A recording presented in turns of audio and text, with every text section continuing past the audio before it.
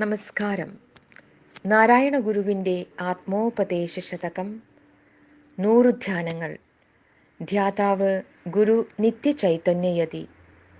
ധ്യാനം 99. അറിവഹം എന്നത് രണ്ടുമേകമാം ആവരണമൊഴിഞ്ഞവനന്യനുണ്ടു വാദം. അറിവിനെ വിട്ടഹമന്യമാകുമെന്നാൽ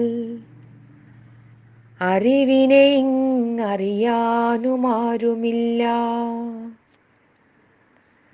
ഞാൻ എന്നും അറിവെന്നും പറയുന്നത് എങ്ങനെയാണ് രണ്ടായിരിക്കുക?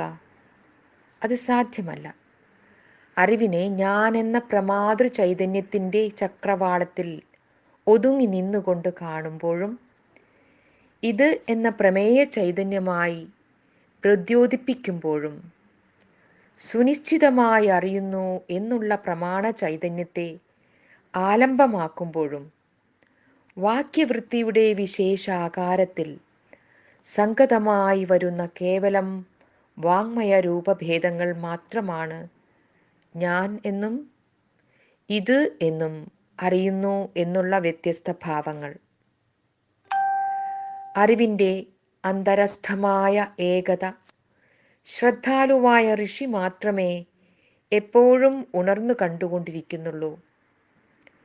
എല്ലാ രൂപങ്ങളെയും ഭാവങ്ങളെയും വിക്ഷേപിപ്പിക്കുന്നത് ബുദ്ധിയിൽ സദസദ്വിലക്ഷണത കൊണ്ട് പറ്റിപ്പിടിച്ചു കിടക്കുന്ന പ്രിയാപ്രിയങ്ങളുടെ സ്ഥൂലീകൃതമാകുന്ന നിഴലുകൊണ്ടാണെങ്കിലും അവയ്ക്ക് ദ്രഷ്ടാവിൻ്റെ ബുദ്ധിയെ തന്നെ പൃഥക്കരിച്ച് അറിവിനെ പലതെന്ന പോലെ ശിഥിലീകരിക്കുവാൻ കഴിയുന്നു.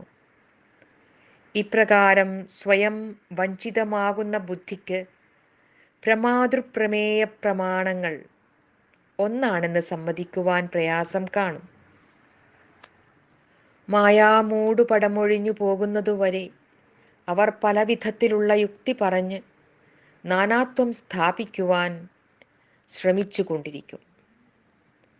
വിക്ഷേപവും ആവരണവും മായയുടെ രണ്ടു മുഖങ്ങളാണ്. മൂടപ്പെടുന്നു പൊൻപാത്രം കൊണ്ട് സത്യമതിൻമുഖം തുറക്കുകതു നീ പൂശൻ സത്യധർമ്മന്നു കാണുവാൻ എന്ന് ഈശാവാസ്യോപനിഷത്തിൽ പ്രാർത്ഥിച്ചിരിക്കുന്നത് വെറുതെയല്ല. സത്യധർമ്മനായിരിക്കുന്നവൻ ഏറ്റവും ഭയപ്പെടുന്നത് മായയുടെ ആവരണമാണ്.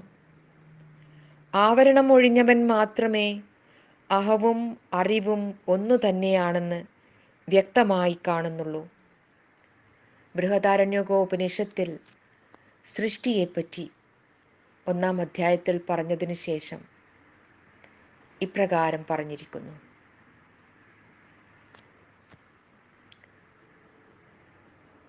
കോട്ട്: അപ്പോൾ ലോകം അവ്യാകൃതമായിരുന്നു. നാമരൂപങ്ങളെ കൊണ്ടാണ് അത് അവ്യാകൃതമായി തീർന്നത്. ഇന്നും ലോകത്തെ പൃഥക്കരിച്ച് വ്യവഹരിച്ചു പോരുന്നത് നാമത്തെക്കൊണ്ടും രൂപത്തെക്കൊണ്ടുമാണ്. അവൻ്റെ പേര് ഇന്നതാണ്, രൂപം ഇപ്രകാരമാണ് എന്നിങ്ങനെ വിവരിക്കാറുണ്ട്. ആരൊരാൾ അഹം ബ്രഹ്മാസ്മി, ഞാൻ ബ്രഹ്മമാകുന്നു എന്നറിയുന്നുവോ അവൻ എല്ലാമായിരിക്കുന്നു. അതിൽ നിന്നും അവനെ തടയുവാൻ ദൈവതങ്ങൾക്കും കഴിയുന്നതല്ല. ഏകത്വബോധം കൊണ്ടു തന്നെ അവൻ ഏവരുടെയും ആത്മാവായിരിക്കുന്നു.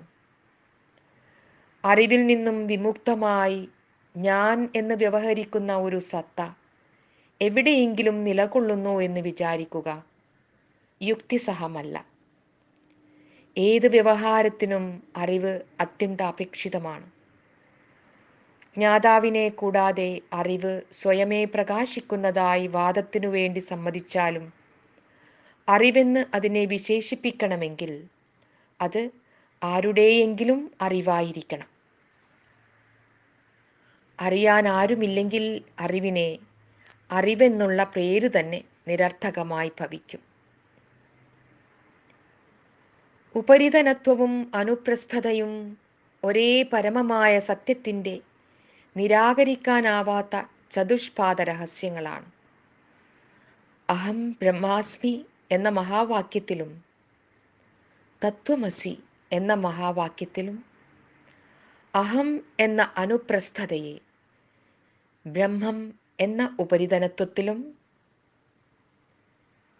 ത്വം എന്ന അനുപ്രസ്ഥതയെ തത് എന്ന ഉപരിതനത്വത്തിലും സമഞ്ജസമായി സമന്വയിപ്പിച്ചിരിക്കുന്നത് മനനം ചെയ്ത് ആത്മവിദ്യയുടെ ഈ പരമമായ രഹസ്യം മനസ്സിലാക്കേണ്ടതാണ്.